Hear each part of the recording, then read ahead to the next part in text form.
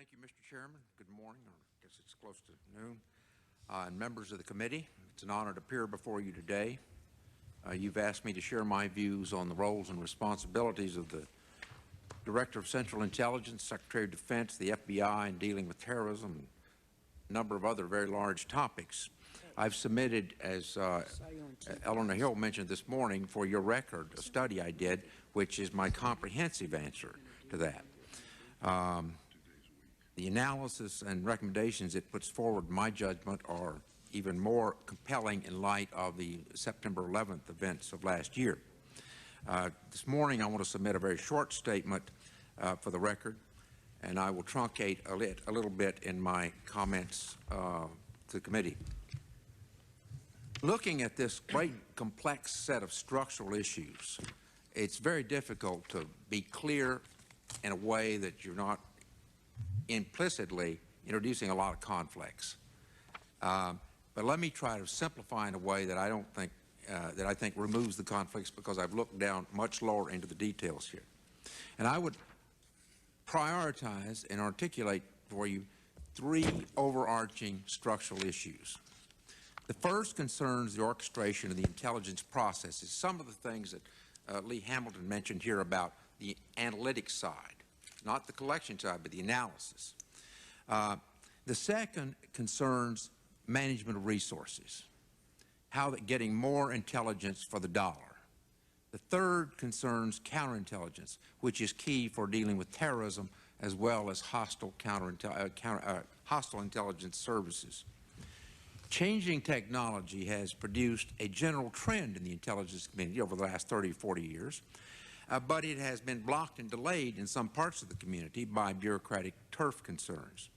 Each of the three collection disciplines, signals intelligence, imagery intelligence, and human intelligence, particularly clandestine, are very different disciplines. I mean, they're as different as ballet dancing, opera singing, and orchestra work.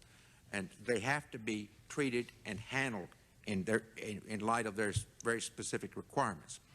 Each, therefore, I think, needs a national manager to orchestrate the collection activities.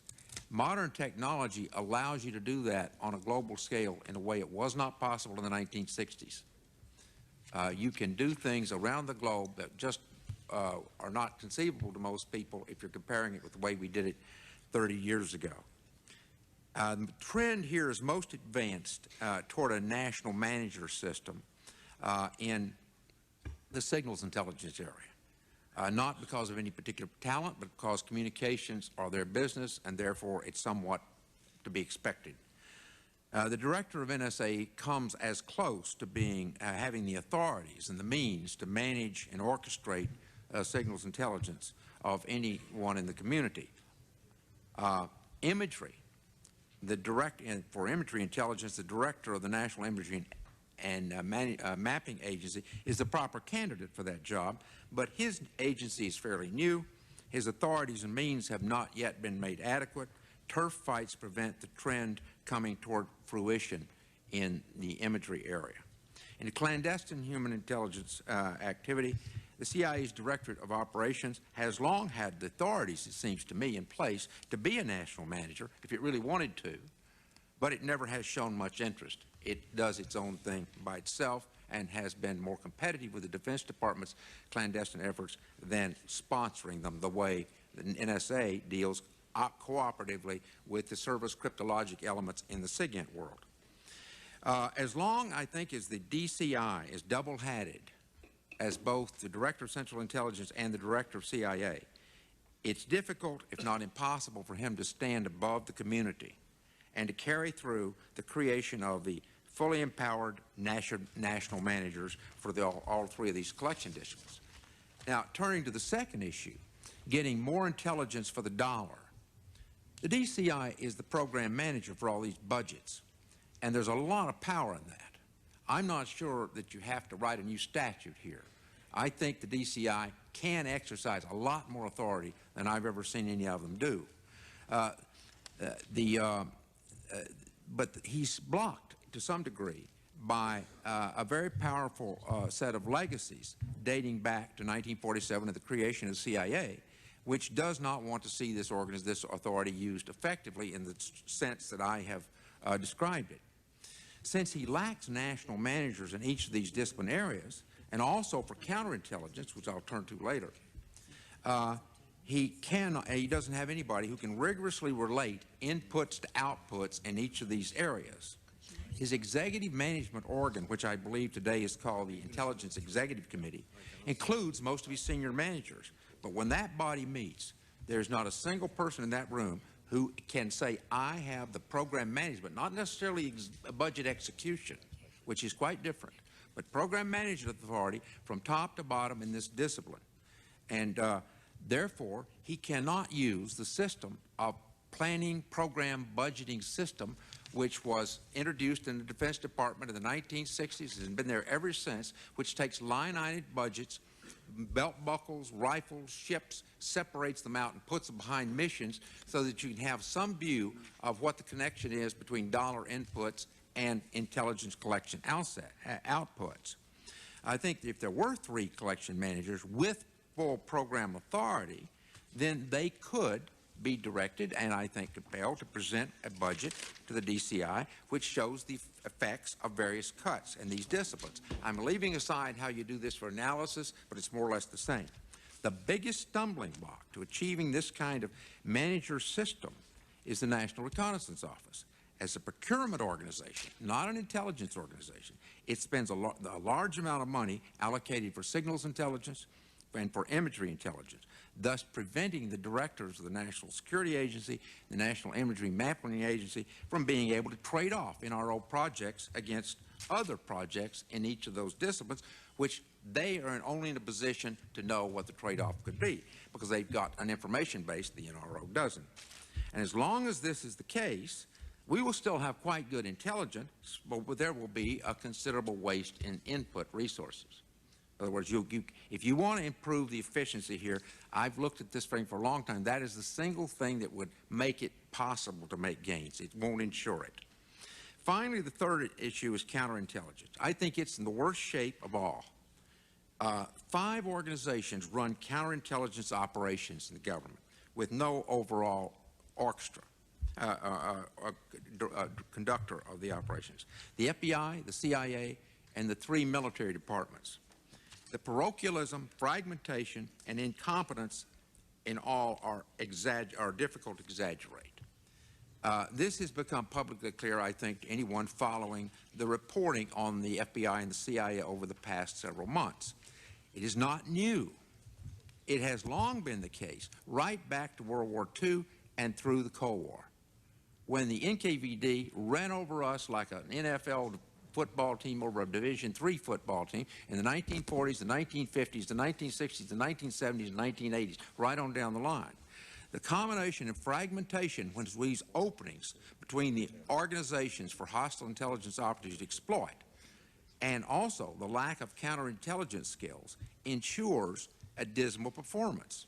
And terrorists are very much like spies. They come through the openings. The skills problem that are most troubling to me here derive from mixing law enforcement and counterintelligence. Spies will always beat cops. They are a different animal. It is like asking to ask the cops to do the counterintelligence business.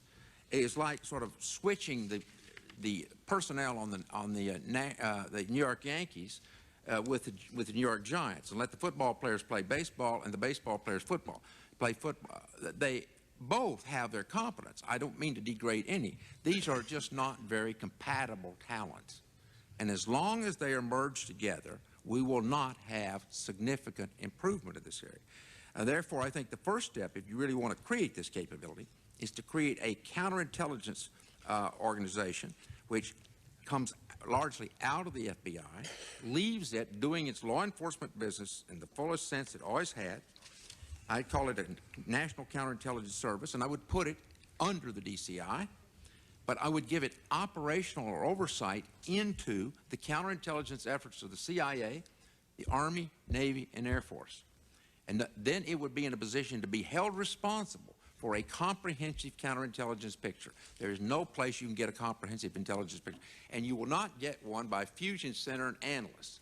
You will have to be able to, you'll have to run both decentralized activities with oversight and then selective bringing back for centralization. So centralization alone is not the solution here. Now, the proposal has sometimes of late been called the MI5 model or solution. What I'm proposing is somewhat different. It's first, an NCIS, as I see it, would have oversight, as I said, over CIA and the military services, which I don't think MI5 does, over MI6 and the Defense Ministry in Britain. Second, I would not give it arrest authority.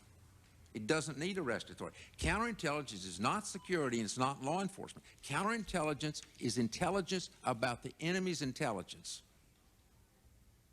It's an operations activity to use that intelligence. The FBI might be the agency to use it to go make the arrests and provide the evidence for prosecutions. But the business of locating spies, finding out what they're doing, understanding technical collection, terrorist infiltrations, etc., can be primarily an intelligence operation. Then the task, if you I can see that after that was put together, then the DCI would have the responsibility to make sure it provides this kind of counterintelligence information to the agencies that need it: Homeland Security, the Defense Department, the President, to the State Department, and others.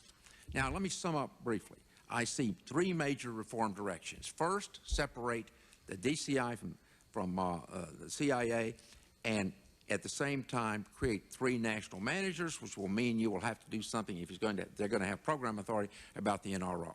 Second, require the DCI with this new arrangement to implement a planning program budgeting system for handling the dollars. As I say, you won't get very far on that as long as NRO is funded the way it is. You can keep the NRO, just don't let it come to Congress for its money. Have it go to the NEMA and the NSA and say, do you need this satellite? And if you want to buy it, they'll buy it. If they don't, they don't. And they have to deliver the intelligence, and they get the phone calls as an intelligence failure.